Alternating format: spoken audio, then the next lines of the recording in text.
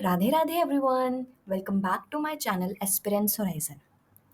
आई know मैं ये video बहुत देर के बाद डाल रही हूँ। मैंने अपने चैनल पे कुछ महीनों से वीडियोस नहीं डाली हैं, but I was little bit confused.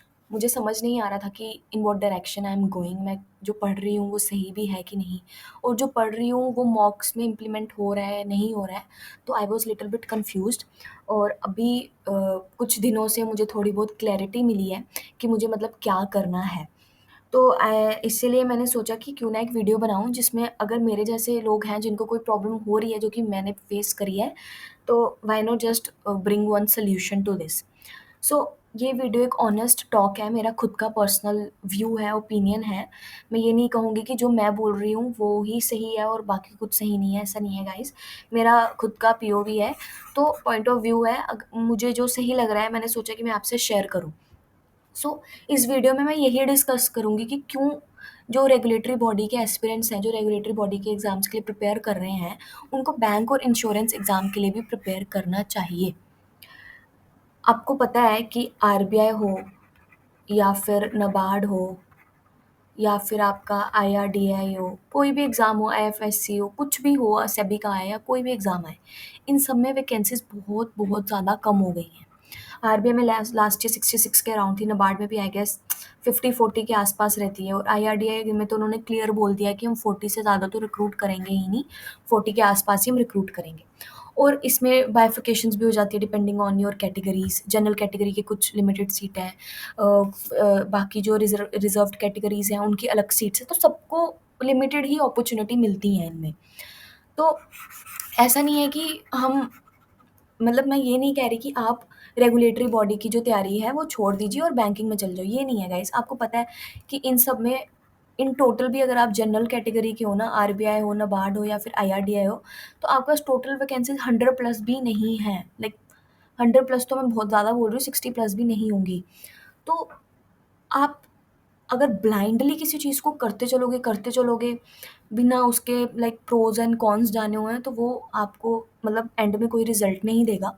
और जो आपका प्राइम टाइम है, जो एक प्राइम एज होती है ना, हम बच्चों की जो प्रिपेयर करते हैं, जो एस्पिरेंट्स होती हैं, वो यही होती है 21 से 25-26।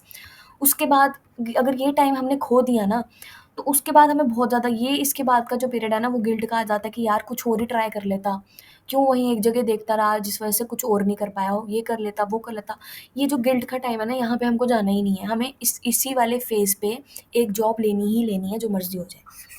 अब ऐसा है कि मैं कुछ पॉइंट्स आपके साथ डिस्कस करूँगी कि क्यों आपको बैंक और इंश्योरेंस एग्ज़ाम्स को भी देखना चाहिए with your regulatory bodies exams. पहला पॉइंट तो यही है कि लिमिटेड वैकेंसीज़ इन रेगुलेटरी बॉडीज़, हम सबको पता है, मैंने अभी आपको बताया। मतलब हर रेगुलेटरी बॉडीज़ में बहुत ज़्यादा लिमिटेड वैकेंसीज़ आती हैं, और आरबीआई का तो श्योर शॉट है कि पिछली बार से भी शायद कम ही वैकेंसीज़ आएँ, या हो सकता है उसके ऑलमोस्ट इक्वल आएँ। और ये भी कह रहे हैं कि आरबीआई ग्रेड ए आ सकता है, बट हमें देखो श्योरिटी कोई भी नहीं है, आएगा, नहीं आएगा, आ जाएगा तो हमारे लिए बेनिफिशियल है, एंड ऑब्वियसली उसमें थोड़ी-सी वैकेंसीज़ ज़्यादा ही होंगी। आई गेस 100 प्लस और 200 plus, I am not sure about this, but comparative to grade A ज़्यादा ही रहेंगी। बट स्टिल मतलब एक रेगुलेटरी बॉडी को आप अंधों की तरह अगर टारगेट करते रहोगे, although you have worked very hard, although you have like given your 110%, but आपको नहीं पता ना कितने लोग प्रिपरेशन कर रहे हैं इस चीज़ की। यूपीएससी एस्पिरेंट्स भी कर रहे हैं, जो ऑलरेडी वर्किंग है बैंक्स में वो भी प्रिपेयर कर रहे हैं, फ्रेशर्स हैं जिन्होंने पास आउट हुए हैं अभी किसी से, वो भी कर रहे हैं।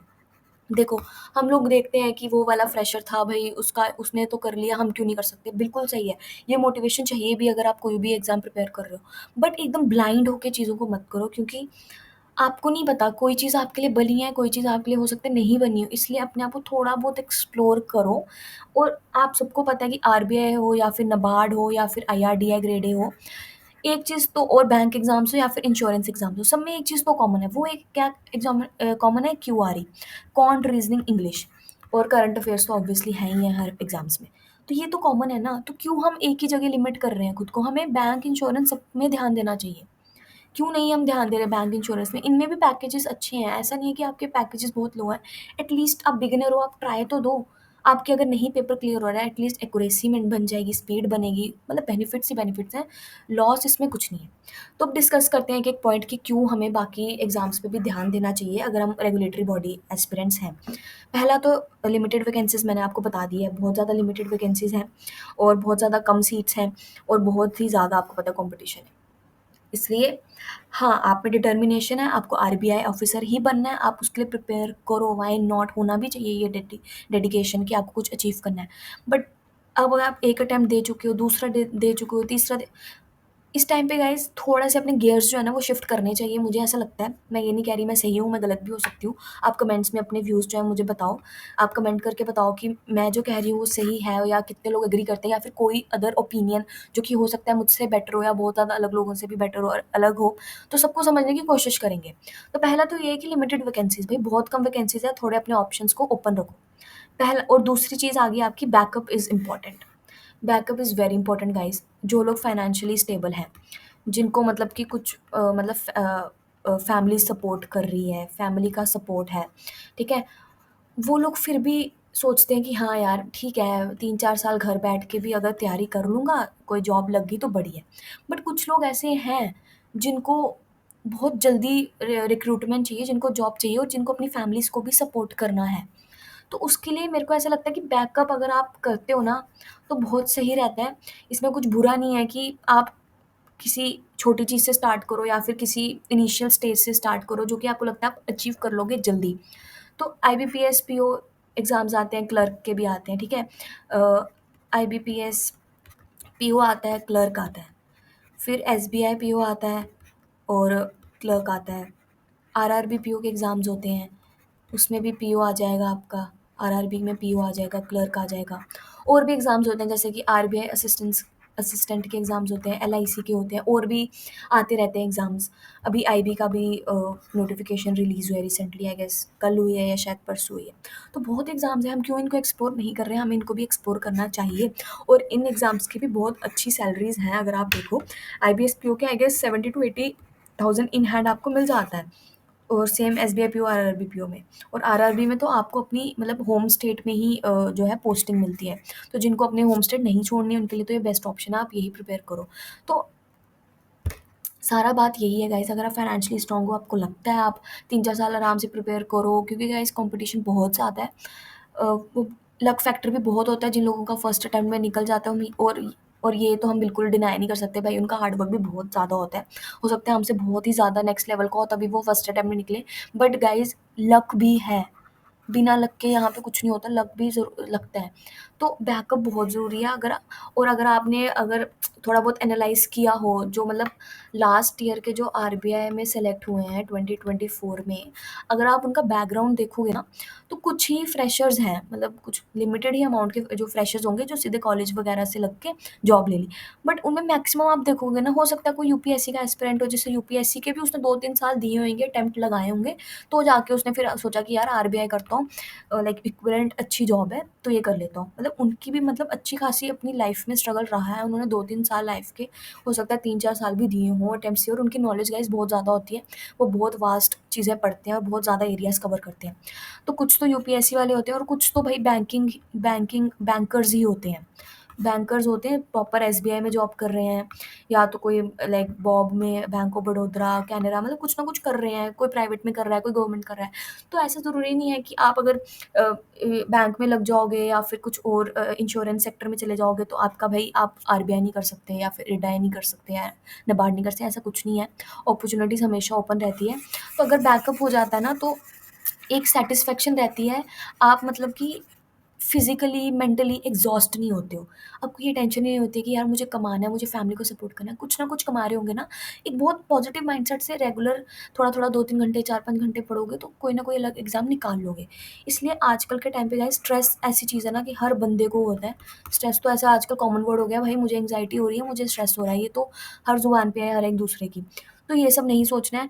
अगर जिनको मेंटली स्ट्रेस अपना लगता है कि मैं इसे भाई मैं कंट्रोल नहीं कर पाऊँगा अगर मेरा आरबीआई का कंप्लीट नहीं हो ये वो, भाई go for it, go for bank exams, वो भी इक्वली अच्छे हैं, कोई ऐसी बुराई नहीं है। नेक्स्ट है, if you are a beginner, अगर वही सेम पॉइंट है गाइज़, अगर आप बिगिनर हो, लाइक आपको कोशिश करनी चाहिए कि आपको एक एटलीस्ट एक जॉब लग जाए आपके पहले, एक फाइनेंशियल स्टेबिलिटी के लिए। और उसके बाद आप रेगुलेटरी एग्ज़ाम्स का प्रिपेयर कर सकते हो साइड बाय साइड, उसमें कोई भी प्रॉब्लम नहीं रहती है। सेकंड ये है कि like if you are already employed, अगर आप ऑलरेडी एम्प्लॉयड हो तो फिर आपका कोई एक टारगेट बना लो, और उसको आप लाइक टारगेट बना लो और उसको आप धीरे-धीरे पढ़ते रहो और करते रहो, चाहे वो रेगुलेटरी हो या यूपीएससी हो, कुछ भी है। वो तो जो तो ऑलरेडी एम्प्लॉयड है उसको ऑलरेडी ऑब्वियसली ये है कि उसका थोड़ा-सा मेंटल प्रेशर कम होगा, बिकॉज़ वो अर्न कर रहा होगा, अपनी फैमिली को सपोर्ट कर रहा होगा। तो कंपैरेटिवली वो बेटर पोज़ीशन में होगा कि हाँ, वो धीरे-धीरे भी पढ़ता रहेगा तो कहीं न कहीं हो जाएगा। और मेन पॉइंट ये भी है गाइस कि सिलेबस ओवरलैप करता है। आरबीआई का पहले फेज़ में क्यूआरई है, प्लस आपका वो है जनरल अवेयरनेस है। और आप बैंकिंग एग्ज़ाम्स और इंश्योरेंस में देखोगे उनमें भी सेम ही है। क्वांट, रीज़निंग, इंग्लिश कॉमन ही कॉमन है हर एक एग्ज़ाम में। प्री या फेज़ 1 किसी का भी है, प्री है या फिर फेज़ 1 है, सब में क्यूआरई तो भाई कॉमन है। ये तो आना ही आना है हर जगह। तो इसको इतने अच्छे लेवल पे प्रिपेयर करो ना कि कोई भी एग्ज़ाम आ जाए भाई हम तो ये कर लेंगे, उखाड़ लेंगे अच्छे से, कोई दिक्कत नहीं होगी। और आपको पता ही होगा कि जो आरबीआई में जो क्यूआरई का लेवल है, वो लाइक बहुत अच्छे लेवल पे आता है, लाइक एक्सट्रीम लेवल पे आता है, मतलब डिफ़िकल्ट लेवल आता है, मॉडरेट टू डिफ़िकल्टी होता है।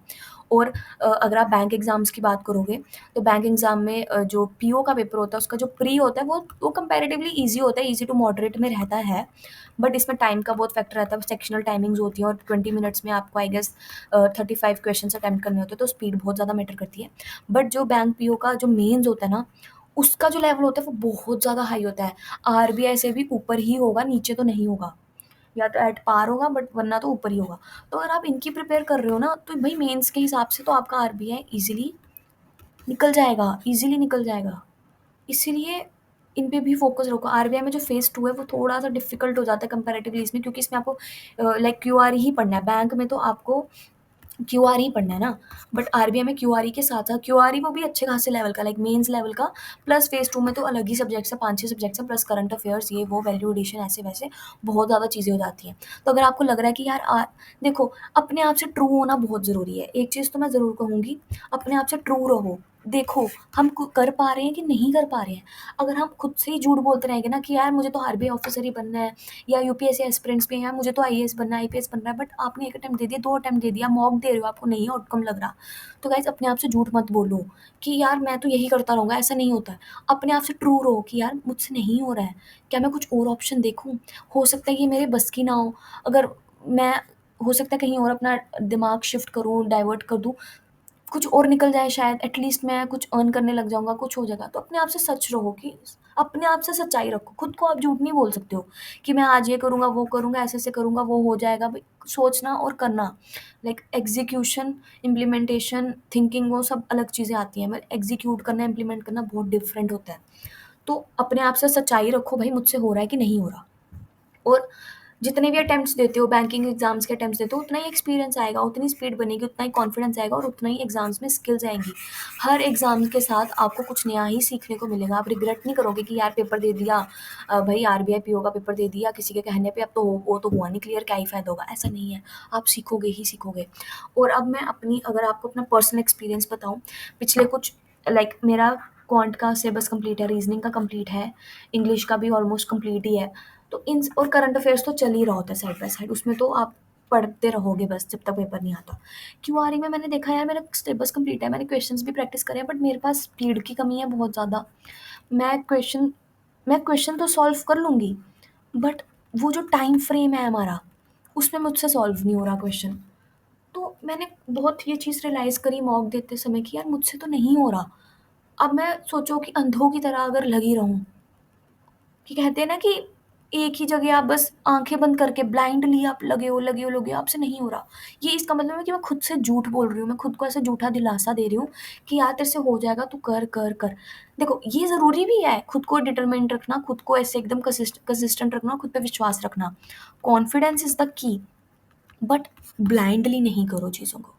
हो सकता है कि मैंने एक अपना सिलेबस कंप्लीट कर लिया, बट मेरे मेरे पास अभी प्रैक्टिस की कमी है। हो सकता है कि मैं अभी लाइक लाइक 4-5 मंथ्स अच्छे से रोज़ प्रैक्टिस करूँ तो जाके मेरे पास एक स्पीड आएगी और मेरे पास एक्यूरेसी आएगी। बट अगर मैं अभी देखूँ आरबीआई का एग्ज़ाम 2-3 मंथ्स में तो हो ही जाएगा, ठीक है? 2-3 मंथ्स में तो हो जाएगा। मुझे नहीं लगता कि मैं अपनी स्पीड बना पाऊँगी। हाँ, नेक्स्ट ईयर के लिए आई गेस मैं एकदम परफेक्ट रेडी हो जाऊँगी, नेक्स्ट ईयर के लिए। बट वही है ना कि जैसे मैं हूँ गाइस, अगर मैं अपनी पर्सनल बात करूँ, मुझे अभी इस टाइम पे फाइनेंशियली मतलब फ्रीडम चाहिए, फाइनेंशियल फ्रीडम अभी मुझे चाहिए। और इसीलिए मैं पर्सनली कहूँ तो मुझे अभी कोई ना कोई जॉब चाहिए। इसीलिए मैंने सोचा कि यार क्यों ना मैं बैंक एग्ज़ाम्स की साइड जाऊँ, बैंक्स या फिर इंश्योरेंस, उसकी साइड भी जाऊँ। एटलीस्ट अटेम्प्ट्स दूँगी, प्रिपरेशन करूँगी। नहीं होगा रे अगर मेरा इस साल कोई भी एग्ज़ाम क्लियर, तो कोई बात नहीं, अगले साल के लिए मैं एकदम रेडी हो जाऊँगी। तो अपने आप से ट्रू रहो, अपने आप को झूठ मत बोलो कि भाई हो जाएगा, होगा ज़रूर। कॉन्फिडेंस तो चाहिए, एक डिटर्मिनेशन चाहिए, एक गोल तो चाहिए ही चाहिए। बट जब आपका सिलेबस सेम है, आप सेम उसी चीज़ से आप बाकी कोई चीज़ क्रैक कर सकते हो, आपकी पॉसिबिलिटी बन सकती है, तो एक ही क्वेश्चन है, व्हाई नॉट? करो यार। मैं तो कह रही हूँ कि जितने एग्ज़ाम्स आ रहे हैं, बैंक के तो एग्ज़ाम्स आपको पता है अभी ये जो हमारा सेकंड हाफ है इस साल का, एग्ज़ाम्स ही एग्ज़ाम्स हैं अभी लाइन में। और दो सब एग्ज़ाम्स दो, मैं तो यही कहूँगी। बाकी आपकी चॉइस है, आपको अगर आप अपने आप को सिर्फ एज अ आरबीआई या नाबार्ड या फिर कोई भी रेगुलेटरी देखते हो, गो फॉर इट। सबकी थिंकिंग नहीं होती है, सब किसी कईयों की प्रिपरेशंस उनको कॉन्फिडेंस देती है कि यार मेरी प्रिपरेशन है, मैं तो कर लूँगा, तो why not go for it. पर जिनको थोड़ा बहुत लग रहा है कि नहीं यार, फेज़ 1 तो हो जाएगा पर फेज़ 2 तो प्रिपेयर नहीं है, या कुछ भी शॉर्टफॉल्स रह रहे हैं, कुछ कुछ ना कुछ कमी रह रही है, तो बैंक एग्ज़ाम ज़रूर दो, बैंक इंश्योरेंस जो भी आ रहे हैं वो ज़रूर दो। तो सही रहेगा मेरे हिसाब से। बाकी आप अपने जो ओपिनियंस हैं वो मुझे कमेंट सेक्शन में बताओ। और मैं पर्सनली बैंकिंग और इंश्योरेंस सेक्टर में भी ध्यान दूँगी अभी, जो भी एग्ज़ाम्स आए हैं। मेरा सिलेबस तो कंप्लीट है क्यूआरई का, बट स्टिल मुझे नहीं लगता कि मैं उस लेवल पे अभी प्रैक्टिस हुई है। इसलिए अभी मेरा तो मेन फ़ोकस यही है कि मैं बस प्रैक्टिस पे ध्यान दूँ। मतलब रोज़ क्यूआरई तो करूँ ही करूँ, और प्लस मैं कुछ फ़ेज़ 2 का एक सब्जेक्ट ले लूँ। फेज़ 2 का एक सब्जेक्ट ले लूँ और उसका लाइक 1 और 2 आवर्स मैं उसको दे दूँ। और करंट अफ़ेयर्स भी आपको देना पड़ेगा, 1-2 घंटे तो देना ही पड़ेगा करंट अफ़ेयर्स को। तो लगा लो आप 3 से 4 घंटे इन दोनों को हो गए, फेज़ 2 एंड करंट अफ़ेयर्स। बाकी जो पूरा दिन है मैं उसको क्यूआरई को ही दूँगी। तो यही मेरी अभी के लिए स्ट्रैटेजी है, क्योंकि पर्सनली मैं बहुत ज़्यादा वीक हूँ क्यूआरई में। पिछले कुछ दिनों में बहुत ज़्यादा डिमोटिवेट हो गई थी कि यार मेरे से तो हो ही नहीं पाएगा। इनफैक्ट मैंने फेज़ 2 का सिलेबस कर लिया है, बट उसका क्या ही फ़ायदा होगा अगर मैं फेज़ 2 कंप्लीट लाइक क्लियर ही फेज़ 1 ही क्लियर नहीं कर पाऊँगी। तो इसीलिए मैंने सोचा है कि मैं अपने ऑप्शंस को ओपन रखूँगी, और मैं आपको भी यही सजेस्ट करूँगी। बाकी choice is yours, and all the best guys, give your best and make sure कि इस साल जो लोग अच्छे से प्रिपेयर कर रहे हैं, डेडिकेटेडली लगे हैं दिन रात, उनके हाथ में एक गवर्नमेंट लाइक एक ऑफ़र लेटर आया है, एक गवर्नमेंट जॉब का ऑफ़र लेटर आया है इस साल। बस इसी के साथ लगे रहो गाइज़, पढ़ते रहो जम के, and all the best. Thank you.